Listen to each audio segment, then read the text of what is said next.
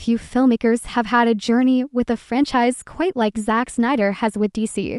It all started with Watchmen, a film that, despite mixed reviews, has since gained a massive cult following.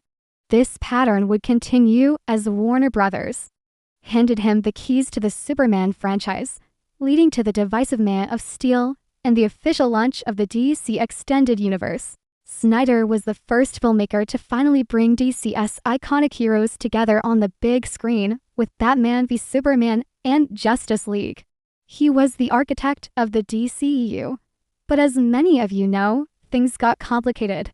After Warner Brothers fired him from Justice League, a massive fan campaign did the impossible and brought us Zack Snyder's Justice League, an epic 4-hour cut on streaming. He had so much more planned, but it seemed his time with DC was over.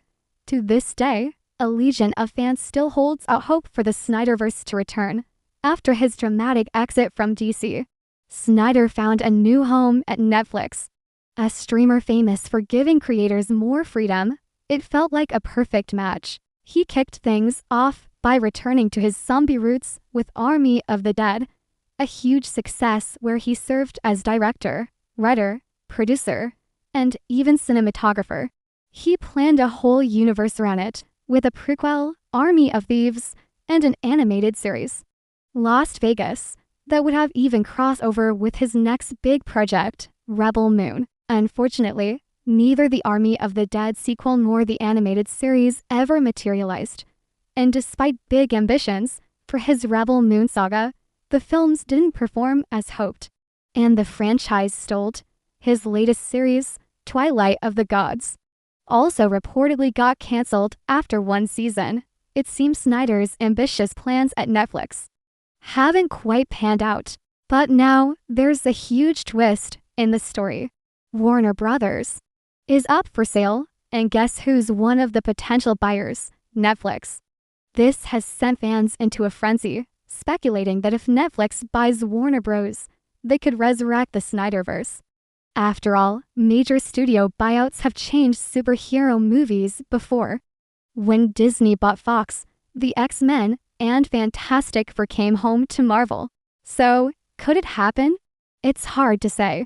The new heads of DC Studios, James Gunn and Peter Safran, have already rebooted the entire universe. They've cleared the slate to make way for their new vision, which is already off to a promising start both critically and financially. Even if Netflix takes over, Snyder's track record with them hasn't exactly been a string of massive hits. Snyder himself seems more interested in smaller, passion projects these days, unless it's a direct adaptation of The Dark Knight Returns. While his DC films weren't always box office smashes or crowd pleasers, there's no denying his unique, groundbreaking vision. He challenged what a superhero could be and created some of the most visually stunning comic book adaptations ever. For now, it seems the SnyderVerse is a closed chapter.